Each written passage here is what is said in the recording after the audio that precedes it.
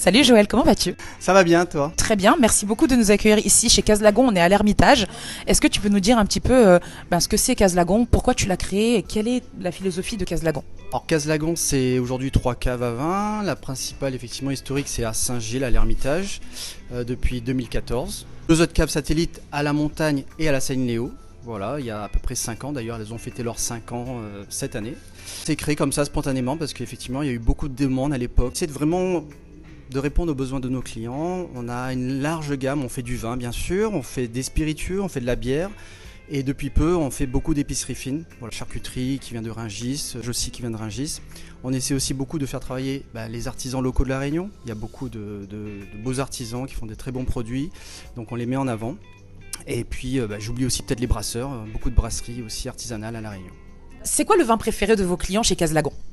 Alors un vin qui a bien marqué chez Caselagon, c'est le vin basque, Egategia, le fameux vin qui était vinifié sous l'eau, donc partiellement sur terre, partiellement sous mer, de Emmanuel Poirmeur, voilà, qui a créé vraiment ce type de vin, donc une vraie fermentation sous-marine, qui apporte sur le blanc surtout des notes vraiment iodées, qui va vraiment s'accorder sur du poisson, des fruits de mer, et qui apporte beaucoup de fraîcheur, et à La Réunion ça plaît énormément. Voilà. On te remercie du fond du cœur, tu es hyper fidèle au Salon des cavistes indépendants. Pourquoi tu renouvelles l'expérience chaque année? Pour moi, caviste indépendant, c'est important à La Réunion parce qu'on est très loin de nos vignerons. Ça permet vraiment de nous faire le lien entre les consommateurs et puis les vignerons. En fait, on les représente quand même. C'est pour ça que c'est un très beau salon sur lequel on a une belle sélection. Un autre point qui est important pour moi aussi, c'est que c'est très formateur pour mes cavistes parce que c'est vraiment un accélérateur de contact, de discours, et puis de vraiment, on est en direct avec les consommateurs. On a un retour direct.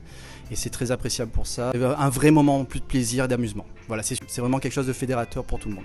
Alors Joël, est-ce que tu peux nous parler d'un de tes meilleurs souvenirs, dégustation, que ce soit de vin ou de pas forcément que du vin? J'ai un souvenir, alors c'est vraiment au tout début de la cave où c'était en bord de mer, aux Roches Noires, dans un restaurant qui n'existe plus aujourd'hui. L'Orso Blanc, voilà, de chez Boyo, où on est tous restés bluffés sur ce vin et malgré tout ce qu'on a pu manger, tout ce qu'on a pu boire à côté, on était focalisés là-dessus, on est resté vraiment sur ce vin blanc. Voilà. Est-ce que tu peux nous donner 2 mots phares qui représentent pour toi le mot caviste indépendant? En 2 mots, un premier point, je pense que c'est vraiment l'indépendance sur la sélection de nos références. Donc la possibilité d'aller sourcer, d'être libre de nos orientations au niveau des vins. Le deuxième point, c'est aussi de dire que il n'y a pas de règles. Aujourd'hui à La Réunion, c'est pas du tout comme un caviste en métropole, on n'a pas du tout les mêmes contraintes, au contraire on a même plus de contraintes. Et aujourd'hui on est libre aussi de travailler avec nos collègues cavistes ou même nos importateurs indépendants, donc voilà, c'est ça qui est important. Okay. On se retrouve au Salon des cavistes indépendants le 9 et 10 septembre au Domaine des Palmiers à Saint-Paul.